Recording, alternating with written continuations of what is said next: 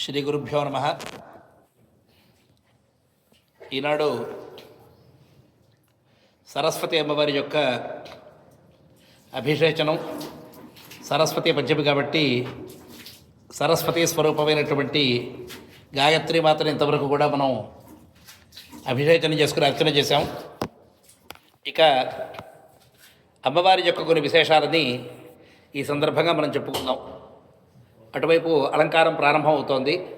ఆ తర్వాత ఈరోజు దేవీ హోమం, చండీ సప్తశతి పారాయణ హోమం కూడా చూడబోతున్నాం అన్నమాట. ఇక సరస్వతి పదం యొక్క వైశిష్ట్యాన్ని వేదం ఏం చెబుతుందో తెలుసుకుందాం. చాలామందికి అనిపిస్తూ ఉంటుంది, భారతదేశంలో సరస్వతి నామధేయాన్ని ఎందుకంత పట్టింపుగా ఉంటూ ఉంటారు, ఇతర సంస్కృతులతో కూడా ఉన్నదా, మనకు మాత్రమే ఉందా అని. శరీరానికి కావాల్సినటువంటి సామాన్య అవసరాలు అందరికీ కూడా తెలిసినటువంటివే. స్మృతి గ్రంథాలతో చెప్పినట్టుగా నిద్ర, భయము, మైథునము, ఆహారము, ఇటువంటి కనీస అవసరాలు దాటినటువంటి ప్రతి జీవికి కూడా ఈ వలయం నుంచి కాస్త అవతలకు వెళ్ళాలి అనిపిస్తూ ఉంటుంది. ఒకే చట్టంలో చాలా కాలం బిగుసిపోయిన తర్వాత మనం కొంత దీనికి ఆవరగా వెళ్ళి ఏం చేస్తే బాగుంటుంది అని ఆలోచించడం ప్రారంభం అవుతుందిట. ఆలోచన ప్రారంభమైన తర్వాత మన యొక్క ఆలోచనని మనం ఇంకొకళ్ళకి ఎలా వ్యక్తపరచాలి అనేటటువంటిది రెండవ ప్రధానమైనటువంటి అంశం. దేవీ మహాత్మ్యం ఏం చెప్తోందంటే, జ్ఞానమస్తి సమస్తస్య జంతోర్విషజగోచరే విషగాశ్చ మహాభాగ యాంతి చైవం పృథక్ పృథక్. జ్ఞానేపి సతి పశ్కైతాన్ పతంగాన్ ఛాపచంచుషు కణమోక్షాధృతాన్ మోహాత్ పీడ్యమానాన్ అపిక్షుధా. ఒకప్పుడు ఒక రాజుగారు అడిగట, సురథుడు అనేటటువంటి వాడు సుమేధ ఋషి దగ్గరికి వెళ్ళాడు. ఏమంటే అన్నీ తెలిసినట్టుగానే ఉంటాము, మళ్ళీ సంసార లంపటంలో పడి మనని వద్దు అన్న వారిని కూడా పట్టుకొని వేలాడుతూ ఉంటాము. వారి యొక్క మెప్పు కోసం మనం ఎప్పుడూ పొందుతూ ఉంటాము. మరి మాకు జ్ఞానం ఉన్నట్టా లేనట్టా? మరి మనుషులందరిలోకి ఎవరు ఉత్తములు? అసలు మనిషి అన్ని జాతుల్లోకి ఉత్తముడేనా? ఇతర జీవులకు లేనటువంటిది ఏదైనా మీ దగ్గర మాత్రమే ఉన్నది అని చెప్పుకోవడానికి మనుషుల దగ్గర ఉండేటటువంటి ఆస్కారం ఏమిటి అని ప్రశ్న వేస్తే ఆ మహర్షి గారు సుమేధుడు చెప్పినటువంటి వాక్యం అన్నమాట. జ్ఞానమస్తి సమస్తస్య జంతో విషయగోచరే విషగాశ్చ మహాభాగ యాంతి చైవం పృథక్ పృథక్. మన యొక్క సృష్టిలో ప్రతి జీవికి కూడా జ్ఞానం ఉన్నది. జ్ఞానం లేదు అని ఎవరైనా అనుకుంటే వారికి జ్ఞానం లేదని అర్థం. మనం అజ్ఞానంలో ఉండి ఇతర జీవుల యొక్క జ్ఞానాన్ని మనం పరిశీలిస్తాం. ఈరోజు మనం ప్లానెట్ వరల్డ్ లాంటి టీవీ ఛానల్స్ చూస్తే ప్రతి జాతిలోనూ ఉండేటటువంటి ప్రతి జీవికి ఎన్నెన్ని రకాలైన తెలివితేటలు ఉంటాయి, బతుకు తెలివితేటలు ఉంటాయి అనే విషయం తెలుస్తూనే ఉంటుంది. అలాంటప్పుడు ఆ జీవికి మనకి తేడా ఏమిటి అంటే, మహర్షి ఏం చెబుతున్నారంటే, విషగాశ్చ మహాభాగ జాంతి చైవం పృథక్ పృథక్. మీరు ఆలోచించేటటువంటి విషయాలు వేరు, ఆ జీవులు ఆలోచించే విషయాలు వేరు. కానీ ప్రతి జీవికి కూడా సామాన్యంగా ఉండేటటువంటి ఆలోచన ఈ 4 విషయాల మీదే వెళ్తుంది. మనం ఈ రోజుల్లో రోటీ, కపడా, మకాన్ అని పిలుస్తూ ఉంటాం. ఇది కనీస అవసరాలది. వీటితో పాటుగా ఆయన పునరుత్పత్తి అనేది ఒకటి, భయం అనేది ఒకటి, కాస్త ఆనందం అనేది, ఇవి కూడా ప్రతి జీవికి కూడా సామాన్యంగా ఉండేవి.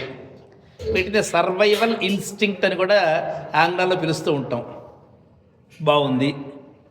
మరి వీరికంటే మనిషికి ఏదైనా సరే కాస్త విశేషాలు ఉన్నాయా అంటే ఈ మంత్రాన్ని అర్థం చేసుకోవాలి. దేవీం వాచ భజనగంత దేవా. దేవతలందరూ కూడా కలిసి భావ వ్యక్తీకరణకు ఒక చక్కటి వ్యవస్థని ఏర్పరచాలని చెప్పి వాగ్దేవతా రూపంగా ఒక శక్తిని సృష్టించారట. తాం విశ్వరూపా పశవో వదంతి.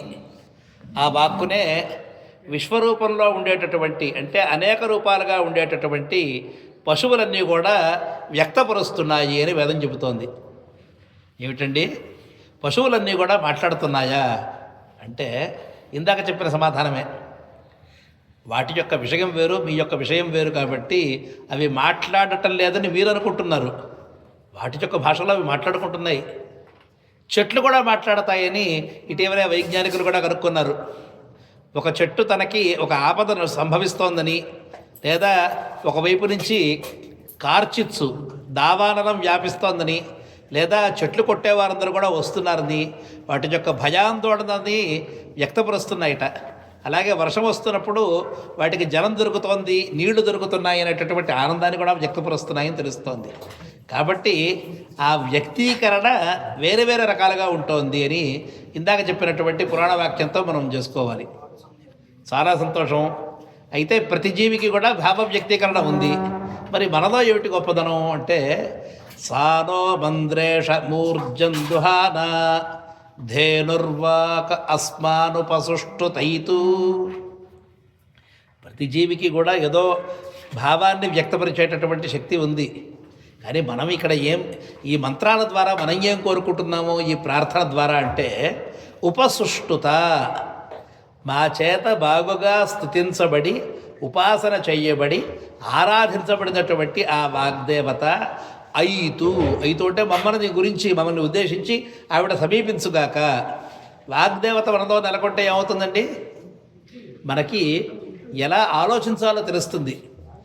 ఏదో ఆలోచన వచ్చి దాన్ని ఏదో రకంగా చెప్పడం కాకుండా అందంగా ఆలోచించడము, హుందాగా తెలియపరచడం, అందంగా ఆలోచించడము, హుందాగా దాన్ని వ్యక్తపరచడం అనేటటువంటి 2 లక్షణాలు మనలోకి జ్వరబడతాయి. అందుకనే పెద్దలు నీతి శాస్త్రంలో ఒక మాట చెప్తారు, జిహ్వాగ్రే మిత్రబాంధవాః, జిహ్వాగ్రే మిత్రబాంధవాః, జిహ్వాగ్రే సర్వసంపత్తి. నాలిక యొక్క చివరలే మొత్తం పూర్తి అన్ని రకాలైనటువంటి సంపదలు ఉంటాయిట. చక్కగా మాట్లాడేటటువంటి వాడు అన్ని రకాలైనటువంటి సన్మానాలకు సంపదలకు నోచుకుంటాడు. నోరు బాగున్నట్టయితే ఊరు మంచిది అని ఒక సామెత కూడా ఉంటుంది. నోరు బాగుంటే మిత్రులు మన దగ్గరికి వస్తారు, బంధువులు కూడా మన దగ్గరికే వస్తారు. ఒకవేళ నోరు బాలేనట్టయితే కారాగారహ, జైల్లో కూడా వెళ్తారట నోరు బాలేకపోతే. ఈరోజు మనం చూస్తున్నాం హేట్ స్పీచ్ అని రకరకాలైనటువంటి నిందలకి ఎవరైతే పాల్పడతారో వారందరూ కూడా కారాగారాన్ని కూడా నోచుకుంటారు. జిహ్వాగ్రే మరణం ధ్రువం, నోటి మాట మంచిది కాకపోయినట్లయితే మన మృత్యువు కూడా సమీపిస్తుంది అని నీతిశాస్త్రం హెచ్చరిస్తోంది. కాబట్టి మనం జీవితంలో ఏది మాట్లాడాలి, ఆ మాట్లాడక ముందర ఏమి ఆలోచించాలి, ఈ రెండూ తెలియడం కోసం ఆ వాగ్దేవతని ఉపాసన చేస్తున్నాం అన్నమాట. అలా అప్పుడప్పుడు ఉపాసన చేస్తూ మనకు మనమే గుర్తు చేసుకుంటూ ఉంటాం. ఆ గుర్తు చేసుకోవడంలో భాగంగా మనం సరస్వతి సప్తమి నవరాత్రులతో 7వ రోజు అమ్మవారిని విశేషంగా ఆరాధన చేస్తాం. వాటితో పాటుగా ఇక వసంత ఋతువు సమీపిస్తోంది. ఇక మాఘమాసం అంటే కాస్త చలి తగ్గుముఖం పడుతుంది కాబట్టి ఇక 5 నుంచే మనం కర్తవ్యానుష్ఠానాలు ప్రారంభం చేయడానికి ఈ మాఘ ఫాల్గుణాలు విశేషమైనటువంటి ఆరంభం అన్నమాట. కాబట్టి కర్తవ్యానుష్ఠానం అంటే ఏమిటి అంటే ఏ యజ్ఞములో అయినట్టయితే సోమపానం ఉంటుందో ఆ సోమపానాన్ని క్రతువు అని పిలుస్తారు. అటువంటి సోమయాగాన్ని క్రతువు అంటారు అని మనకి శాస్త్రాలు బోధిస్తున్నాయి. కాబట్టి కర్తవ్యానుష్ఠానాలు మనం మాఘాది పంచకంలో విశేషంగా చేస్తాము. కాబట్టి మాఘాది పంచకం అంటే ఏమిటండి, మాఘమాసము, ఫాల్గుణ మాసము, ఆ తర్వాత వసంత ఋతువులో చైత్రము, వైశాఖం, ఇక చిట్ట చివరిది జ్యేష్ఠంలో జ్యేష్ఠమాసం, అది గ్రీష్మ ఋతువులో వస్తుంది. ఈ 5 మాసాలు కూడా మనకి కర్మానుష్ఠానానికి చాలా ఉత్తమమైనటువంటివి. కాబట్టి ఎన్ని కర్మలు అనుష్ఠానాలు చేయాలి అంటే మనకి బుద్ధి చాలా పదునుగా ఉండాలి. మనందరికీ గుర్తుకేసేటటువంటి విషయం ఏమిటంటే యజ్ఞం చేసినప్పుడు ఏదో యజ్ఞమని చాలా తేలిగ్గా పలుకుతూ ఉంటాం, కానీ దీంట్లో చాలా విభాగాలు ఉన్నాయి. ఒక సోమయాగం చేయాలి అంటే 17 మంది ఋత్విక్కులు ఉంటారు. వీళ్ళలో ఋగ్వేదం మీద మంచి పట్టున్నటువంటి వారు ఒక గణం, వీరిని హోతృగణం అని పిలుస్తారు. అలాగే ఈ కర్మంతా కూడా మొత్తం పూర్తిగా నిర్వహించేటటువంటి గణం యజుర్వేదులు. వీరిని మనం అధ్వర్యు గణం అని పిలుస్తాం. ఇక మూడవది సామగానంతో దేవతలది ప్రసన్నం చేసుకునేటటువంటి వారు చేసేటటువంటి ఆ గానాల పేరు స్తోత్రాలు అంటారు. స్తోత్రం అనేదానికి అసలైనటువంటి అర్థం అది. దానికి అనుకరణగానే మనం ఈ రోజుల్లో మనం కవిత్వాలతో పద్యాలు పాడుకోవడము, అలాగే సంకీర్తనలు చేయడం చేస్తున్నాం. కానీ స్తోత్రం అనే పదానికి సామ మంత్రాలతో చేసేటటువంటి గానాన్నే స్తోత్రం అంటారనమాట. ఆ స్తోత్రాలు చేసేటటువంటి వారిని మనం ఔద్గాత్ర గణమని పిలుస్తాం. ఆ తర్వాత నాలుగవది వీరందరిపైన సూపర్విజన్ చేస్తూ ఎక్కడైనా లోపల దోషాలు ఉన్నట్టయితే వాటిని సరిచేసేటటువంటి ఒక వైద్యుడు ఎవరంటే బ్రహ్మగారు. అందుకనే ఎక్కడైనా బ్రహ్మ అంటే మనం చేసేటటువంటి ప్రతి పనిని పర్యవేక్షణ చేసేటటువంటి పెద్దని మనం బ్రహ్మ అని పిలుచుకోవాలన్నమాట. వాస్తవానికి గృహ్య కర్మలలో ఇంట్లో చేసుకునేటటువంటి చిన్న చిన్న కార్యక్రమాలన్నింటికీ కూడా బ్రహ్మగారు అక్కర్లేదు. కానీ మనం ఏదైనా విషయాలు మర్చిపోయినట్లయితే ఆ లోపదోషాలకి పరిష్కారం చెప్పేటటువంటి పెద్దలు కావాలి. కాబట్టి అటువంటి వారితో కొన్ని పెట్టుకుంటూ ఉంటాం.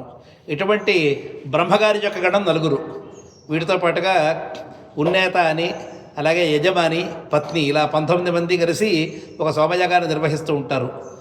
ఎక్కడ ఎవరి వాక్యం ఎక్కడా దొర్లిపోకూడదు.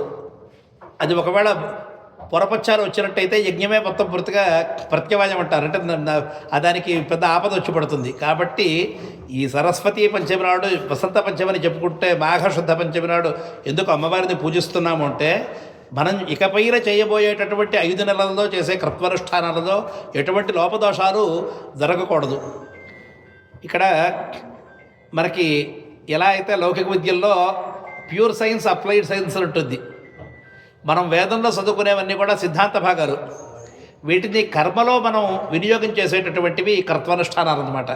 కాబట్టి 7 నెలల పాటు సిద్ధాంతాన్ని అభ్యసించి మిగిలిన 5 నెలల పాటు వీటి యొక్క అనుష్ఠానాన్ని క్రతువుల ద్వారా మనం చేసుకుంటాం. కాబట్టి ఇంతవరకు మేము 7 నెలల పాటు మేము చేసినటువంటి అధ్యయనం అంతా కూడా సఫలమై ఇకపైన మేము చేసేటటువంటి కర్తవ్యానుష్ఠానం సర్వఫలదం అవ్వాలి అని అమ్మవారిని మనం ప్రార్థన చేసుకుంటున్నాం. కాబట్టి ఈ సరస్వతి పంచమి అటువంటి విశేషాలతో కూడినటువంటిది. ఇక్కడ ధేను అనే పదాన్ని కూడా వేదం ప్రయోగిస్తోంది. సానో మంద్ర ఇషమూర్జందుహాన ధేను వాక్. ధేను అంటే ఏమిటి? ఆవు అంటాం, మామూలు ఆవు కాదు. నవప్రసూత ధేను, పాలిచ్చే ఆవు. అప్పుడే ప్రసవించినటువంటి ఆవుకి పాలు ఎక్కువ వస్తాయి. కాబట్టి అప్పుడే మన నోటం పట్టించి వచ్చేటటువంటి మాట అందరినీ ప్రభావితం చేసి దానివల్ల మాకు కావలసినటువంటి సమృద్ధి కలగాలి అంటే కావలసినటువంటి ఆహారం లభించాలి, ఆహారం జీర్ణం చేసుకునేటటువంటి బలం కూడా మనకు కావాలి అంటే దీనికి కూడా మనకు ఈ వాగ్దేవతే మూలము అని చెబుతూ ఈ వేదమంత్రం మనకి ఉద్బోధన చేస్తున్నదనమాట. కాబట్టి ఈ సందర్భంగా ఆ సరస్వతి మాతని మనం ప్రార్థన చేయవలసింది ఏమిటంటే, ఇకపైన మనం చేసేటటువంటి నిత్యానుష్ఠానాలలో మన యొక్క లౌకిక జీవనంలో మనం మాట్లాడే ప్రతి మాట ఆచితూచి ధర్మ సంబద్ధంగా ఉండాలి, ఇంకొకరిని ఇబ్బంది పెట్టనటువంటిది అయి ఉండాలి, సత్యపూర్ణంగా ఉండాలి.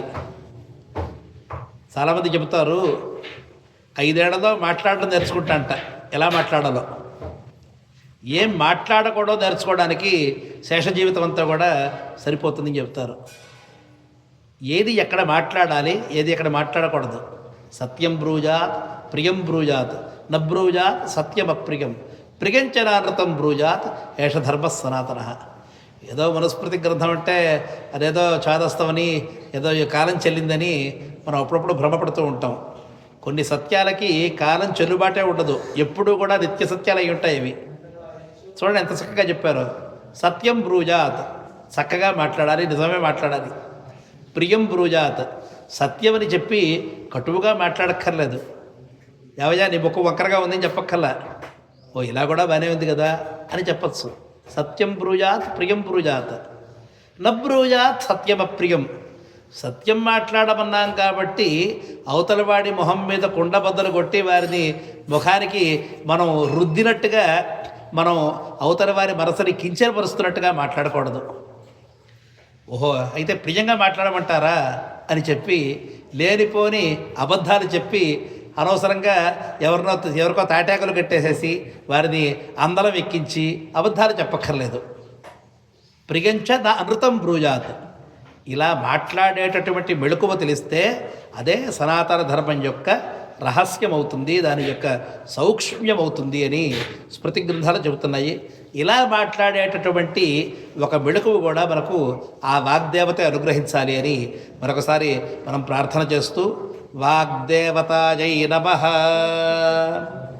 వాగ్దేవతాయై నమః.